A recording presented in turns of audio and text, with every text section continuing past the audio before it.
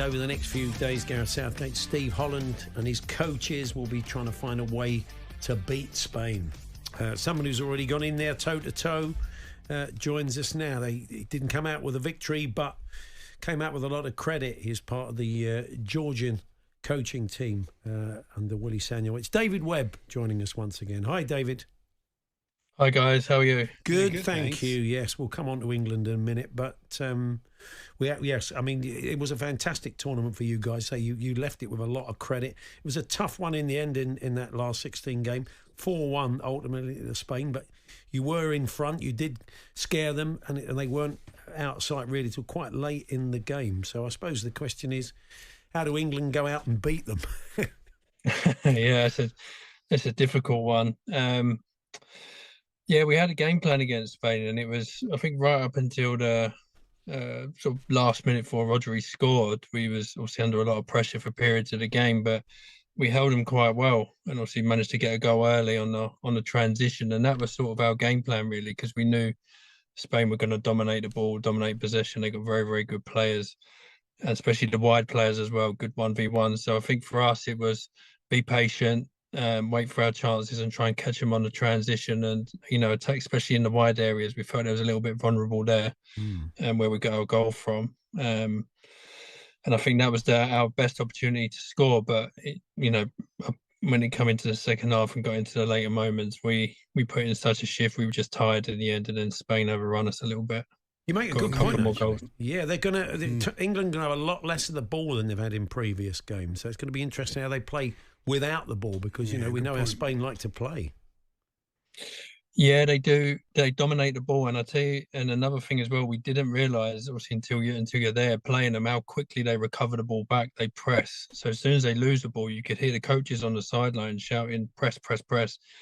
And then when we spoke to them a little bit after, their aim is to get the ball back as quickly as possible, like 2 to 3 seconds. So as soon as you do manage to get a little bit of ball possession, you're under pressure immediately. So it's going to be, from that end, they press and counter press really well.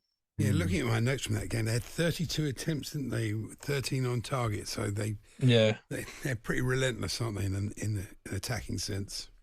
Oh, they're ruthless. They are ruthless. They got so many good players that can hurt you. The wide players, Morata up front.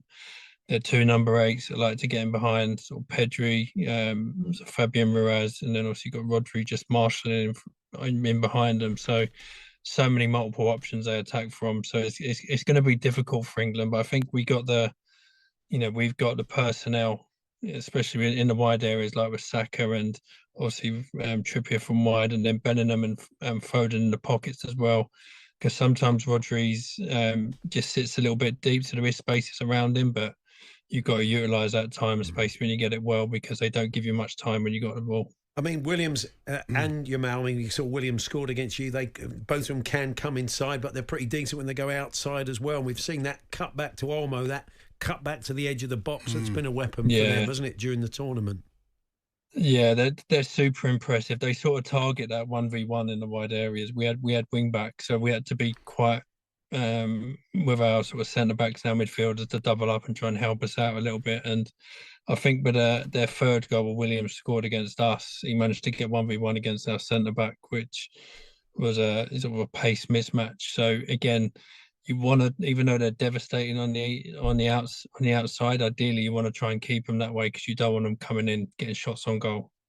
Yeah, Saka Cucurella, we were saying, is going to be an interesting matchup. I mean, he's played very well tail end of the season. He's played well in this tournament, Cucurella. What did you make of him? Yeah, I think he's had a good tournament so far. He went off in your game, didn't he? I saw he went off after about just over an hour. Yeah, he did. Yeah, I think he had a knock. But I think with their fullbacks and with the wide players as well, they combined so well. They like to play in pairs. So their fullbacks and their wide players play as twos. So that's what, again, makes it really, really hard. And Cucurella and Williams made it very, very difficult for us down the left-hand side, because if one goes in, one goes out, and they rotate, and sometimes it's very hard to pick up both. And Cucurella come into some good form with Chelsea at the end of the season, and he's continued that through the certainly sort of the first few games in the Euros. And what did you make of Lamine Yamal? I mean, he's really been one of the players of the tournament. He's quite remarkable for 16, isn't he? Oh, he's such a talent. But when you see him live, you see how good he actually is. Like, he takes the ball under pressure. He's very good 1v1, very skillful, technically excellent, and he's a very intelligent player for his age as well. Like, his game understanding. He's kind of got them attributes that these young sort of world-class players have at an early age, like the Messis, the Ronaldos. He's in that ilk, if you like. You pinpointed finally, David, a couple of areas where you think England can exploit maybe some of their weaknesses. So going into this as a proud Englishman, do you go in with some optimism, even though you've seen Spain up close? Yeah, I think so. I think listen, it's going to be incredibly hard because Spain, for me, have been one of the teams of the tournament. They got so many good players, but I think we had joy in the wide areas where we got our goal from. I think that's an area, and maybe some spaces around Rodri. Sometimes they don't always cover. If we got players like Foden and Bellingham can get into those sorts of spaces, and they play a very high line. So sometimes if you want to go a little bit more direct, they do give you some space in behind. But the key thing is that you've got to have the ball first to try and get it. So, but yeah, listen, I think all teams have got some small weaknesses. And I think if England play to their strengths and play to, what we're good at and using our pace on the counter and the transition, I think, we could be in with a good chance. Good stuff. Just a final one on Georgia. You got some reception when you got back to Tbilisi, didn't you? It was quite a party. Yeah, it was quite, to be fair, I'd never seen anything like it. There was about probably 50, 60,000 in the streets in Freedom Square, which is the main square. And then the president and the prime minister came down to greet us. And, we got medals of, citizens for the country medals, and we're going to get Georgian passports as well. So, wow. That's good. Yeah, it was remarkable scenes, and really pleased for the country as well. And something to build on, isn't it, for Willie and you guys and the team? Because you were really one of the most exciting. And we will reflect on this. Everybody loved watching Georgia play. It was front foot. It was exciting football. You didn't go out wondering, did you?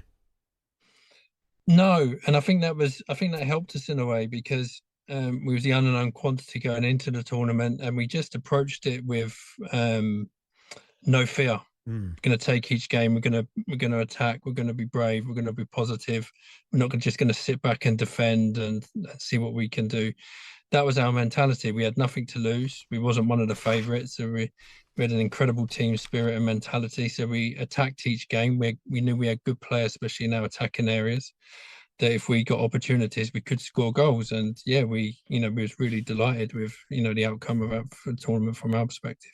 Well, enjoy the final, David. Good to talk to you. Appreciate it. Thanks, David. Thanks, guys. Thanks for having me on. David Webb there, Georgia coach, and that was interesting. I'm sure there's a few Scotland fans out there. In fact, I know there's a few because I've spoken to them. They would have liked to have seen that sort of Georgian mentality from their own tournament. Absolutely. But anyway, well done to them, and real fascinating stuff there from David. Yeah, it's a nightmare if you're Scottish, isn't it? At the moment, there. Can you imagine if England win it? Yeah, it was very funny. I did on the Barry as well. Barry Glendenning, you've been hearing on at weekends. He was on the Guardian podcast, and clearly at the point Saka's offside, he does a chef's kiss, which he completely denied until they gave him the video evidence.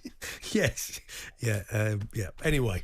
Well, it's all a bit of sport. It all adds to the fun. Paul Hawksbee and Andy Jacobs, Monday to Friday afternoons, 1 till 4. On AM, on DAB, via the talkSPORT app and on your smart speaker.